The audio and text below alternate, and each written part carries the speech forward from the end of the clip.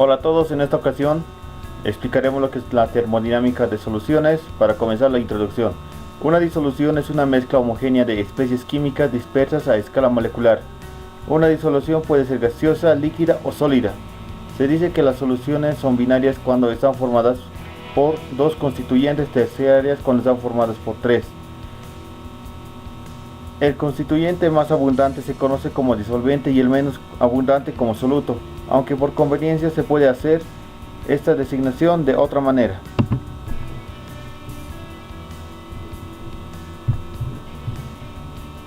Termodinámica de las soluciones. Uno de los motivos que justifica la complejidad del mundo real es que las sustancias puras son relativamente raras, y hablando en términos estrictos no existen, puesto que incluso las sustancias puras contienen impurezas en cantidades de trazas. La mayoría de las sustancias naturales están compuestas de varios componentes y el resultado se denomina solución. Por lo tanto, debemos desarrollar un mecanismo para trabajar con componentes en solución, de la misma manera que ahora podemos tratar con sustancias puras. Y debemos ser capaces de obtener valores numéricos para las energías libres, entalpías y entropías de los componentes en solución. También debemos ser capaces de predecir la evolución de las reacciones que involucren soluciones, tales como la ionización de ácidos y bases, así como reacciones que involucren sólidos y gases de los componentes disueltos. De este modo, habemos completado nuestro modelo termodinámico.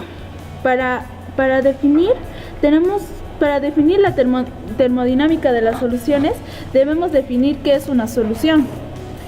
Una solución se define como una fase homogénea formada por una o más sustancias disueltas, que en este caso son los solutos. En otras sustancias mayoritarias se denomina solvente. Se puede presentar en tres tipos de soluciones: las soluciones gaseosas, soluciones líquidas y soluciones sólidas. En las soluciones gaseosas nos encontramos con las fumarolas volcánicas.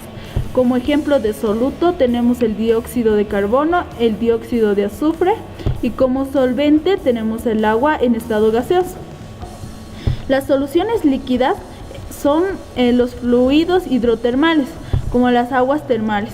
Como ejemplo de soluto tenemos el calcio, el potasio y el dióxido de carbono, y como solvente tendremos el agua en estado líquido. Las soluciones sólidas corresponden a las aleaciones, es decir, aquellos compuestos sólidos que no tienen composición constante, como la aleación artificial, el bronce. La composición de una solución tiene un efecto sobre las propiedades termodinámicas de esta, tales como la entropía, el volumen y demás importancia sobre la energía libre de Gibbs. Por lo tanto, estaremos desarrollando una relación de propiedades fundamentales para las soluciones homogéneas de composición variable. Por lo anterior, se introduce una nueva clase de propiedades termodinámicas como propiedades parciales. Estaremos desarrollando diferentes propiedades, fórmulas y en el transcurso de este video. Ahora definiremos el potencial químico. La ecuación de Gibbs deducida no se puede aplicar en sistemas abiertos ni en procesos irreversibles, como una reacción química. Si la composición varía, el número de moles de sustancias es otra variable a considerar. Ahí tenemos las variables a considerar, como podemos ver en la pantalla. Así, en el caso de una reacción química, lo que se hace es congelar la reacción y variar la composición del sistema de forma reversible, modificando la composición en una cantidad de n sub i, que sería el potencial químico. Ahora definiremos el potencial químico a partir de la ecuación de Gibbs. Ahí tenemos delta G, que es igual a la entropía por T más el volumen por dP. Como sabemos que estamos trabajando con un gas ideal, lo multiplicaremos por N, que nos daría dG molar menos la entropía molar por el T más el volumen molar dP. Como estamos trabajando, como dijimos anteriormente, con un gas ideal, sabemos que es a temperatura constante, así que nuestro producto final sería dG molar es igual a volumen molar de P. Como tenemos el conocimiento que volumen molar es igual a RT sobre la presión, al cambiar las en la ecuación original tenemos la dG molar es igual a RT sobre volumen de P. Como conocemos que G molar es igual a nu al potencial químico, dGm es igual a D potencial químico. Y reemplazando en la ecuación general tendremos que D potencial químico es igual a RT sobre volumen de P. Eso nos dará como resultado la integral de un estado a otro, la integral de 1 a 2 de el estado potencial químico es igual a la integral del estado 1 al estado 2 RT sobre volumen de P. Y ahí tenemos la ecuación ya definida, que sería potencial químico 1 menos potencial químico 2 es igual a RT Ln, o sea, logaritmo de P2 sobre P1. Y ahí tenemos la ecuación de estado, que sería estado 1 es igual a P es igual a un varón. Ahí tenemos todo y la constante Kp, que sería lo de segundo punto. Tenemos soluciones ideales. Una solución es una mezcla homogénea de especies químicas dispersas a escala molecular. Una solución es una fase simple. El constituyente presente es mayor cantidad, es el solvente, mientras que aquellos constituyentes, uno o más, presentan en cantidades relativamente pequeñas, se denominan solutos. Vamos a explicar en lo que es la ley de los gases ideales. En un gas vamos a poder ver muchas cosas, como por ejemplo la presión que tenemos acá, que es simplemente que es igual a la fuerza de la presión sobre una superficie. En un gas ideal podremos encontrarnos con muchas variables. En nuestro caso tendremos la temperatura, el volumen y la N, que es la cantidad de moles que tendremos en la sustancia. Primeramente tenemos dos leyes importantes, que es la ley de Boyle y la ley de Charles. La ley de Boyle nos dice que a la correlación de la presión versus el volumen nos da a entender que mientras más volumen haya en un área, habrá menos presión, y mientras más volumen haya, habrá más presión. Eso nos quiere decir que la correlación entre presión y volumen van a ser constantes, mientras que en la ley de Charles obtendremos que, como conjugamos con varios de los términos de presión, temperatura, volumen o número de moles, tendremos que el volumen versus la temperatura, ambos divididos, van a ser siempre constantes. Ahora, en una proporción de número de moles y presión tendremos que también es constante, porque mientras menos temperatura haya, también habrá menos volumen. Mientras más temperatura, mayor será el volumen. Como dijimos que la división entre la presión y la temperatura van a ser constantes, tendríamos que mientras más temperatura, más presión, y menos temperatura, menos presión. Eso también nos conlleva que el número de moles y el volumen son constantes. Tercer punto, ley de Henry. La ley de Henry nos da la presión de vapor de un soluto en una disolución diluida ideal. Para el disolvente sigue aplicándose la ley de Raoult, como tenemos en pantalla la siguiente fórmula. Como por ejemplo tenemos en la vida cotidiana acerca de la ley de Henry. ¿Te has preguntado por qué cuando se destapa una bebida gaseosa se escucha un escape de gas, se observa un burbujeo y la solución gaseosa sale de la botella? Esta ley enuncia que una temperatura constante, la cantidad de gas disuelto en un líquido, es directamente proporcional a la presión parcial que ejerce el gas en el líquido. Matemáticamente puede formularse como cuanto mayor sea la presión parcial de un gas sobre un líquido, mayor cantidad de gas observará el líquido. Por el contrario, con el aumento de temperatura, el líquido disminuirá su capacidad para absorber gas. Esto es lo que pasa cuando hervimos el agua y comprobamos que salen las burbujas, que no es otra cosa que el gas que lleva disuelto y que el aumento de temperatura lo obliga a liberarlo. Tenemos un ejemplo acerca del proceso de elaboración de bebida gaseosa. Se incluye una disolución de dióxido de carbono gaseoso en aguas bajo presión y se cierra el sistema de embotellamiento, tal que la presión al abrir la botella se reduce rápidamente hasta alcanzar la presión atmosférica y se desprende una parte del gas del CO2 de la solución en forma de burbujas. Este burbujeo se hace más fuerte en su abrupta salida emerge con su disolución y hace que la bebida gaseosa se derrame del envase.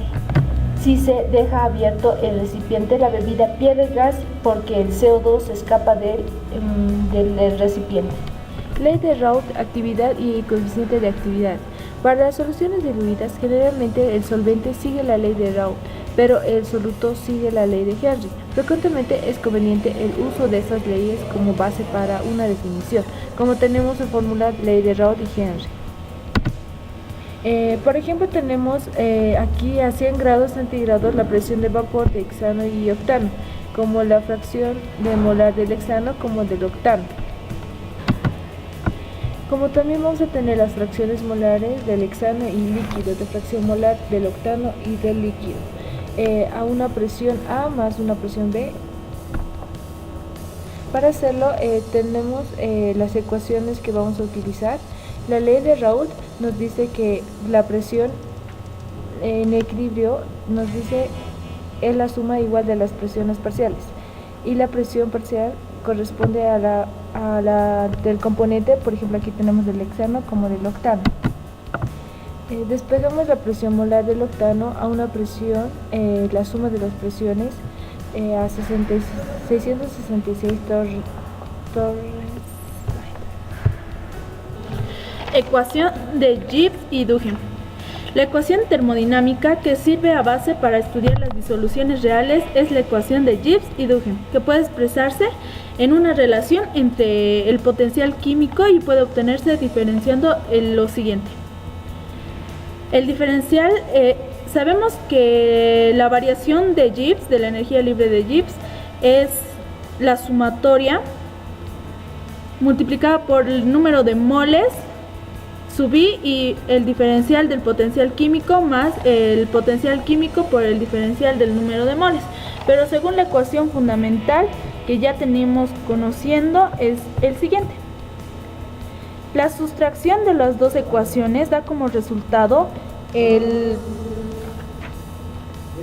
la ecuación de Gibbs, transformándose y puede expresarse en cualquiera de las propiedades molares parciales de los componentes de una solución, que da lugar a la energía libre de Gibbs molar parcial, que es el potencial químico.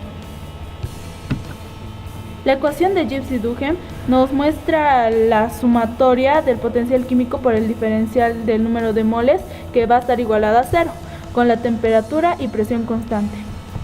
En caso de que la composición varíe, tenemos el número de moles por el diferencial del potencial químico más el número de moles 2 por el diferencial molar 2, que nos da igual a 0, y la temperatura y la presión es constante. Acá tenemos reordenando la ecuación y que puede demostrarse en el argumento análogo que las variaciones con la composición de cualquier cantidad molar están relacionadas por la ecuación, donde la sumatoria es el potencial químico por el potencial químico sub I y por el diferencial de J. J sub I puede ser cualquier cantidad molar parcial a temperatura y a presión constante. Estos serán los siguientes aplicaciones de la ley de termodinámica de soluciones. Les dejaremos unos ejemplos para que puedan analizar y de esa misma manera poder resolver.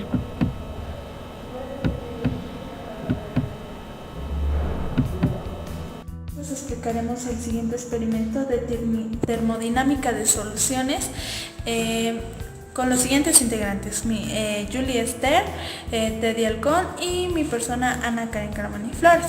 Entonces vamos a partir de un concepto fundamental de lo que es una solución. La solución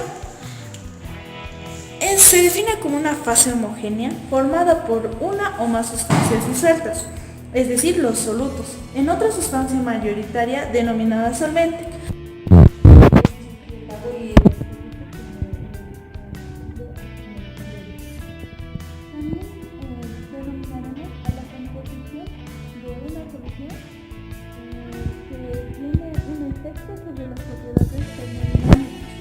de esta solución, tales como la entropía, el volumen y demás importancias sobre la energía libre de Gibbs. Procedimiento experimental, nosotros hemos hervido agua en un vaso precipitado de 150 ml.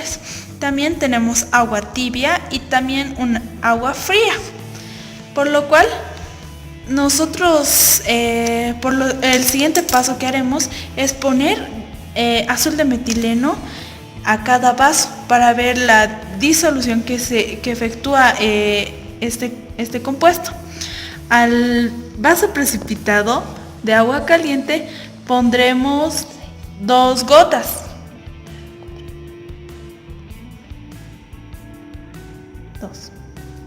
Al siguiente vaso precipitado, que bien tiene agua tibia, pondremos 4 gotas. 3, 4. Al vaso precipitado que contiene agua fría pondremos 6 gotas. 1, 2, 3, 4, 5 y 6.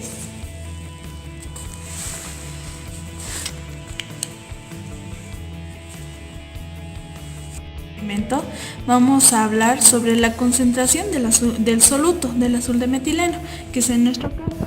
Entonces tenemos en el agua caliente diluida con 2 gotas de azul de metileno que el soluto es más clarito, no es más concentrado, por lo cual lo llamaremos una concentración saturada. En el siguiente vaso precipitado, que si bien hemos juntado con agua totalmente fría, el concentrado es mayor, por lo cual lo llamaremos un concentrado sobresaturado. Entonces, espero que les haya gustado nuestro experimento. Lo hemos hecho explicar de la mejor forma que hemos podido y gracias por su atención. Gracias, chicos. Muchas gracias, nos despedimos. Fuimos los integrantes Alconjo Freyeritelli, estudiante Calamani Flores Ana y Kerka Condori Juli. Somos de la Escuela Militar de Ingeniería, estamos cursando el tercer semestre de Ingeniería Industrial y explicamos el tema termodinámica de la solución. Gracias.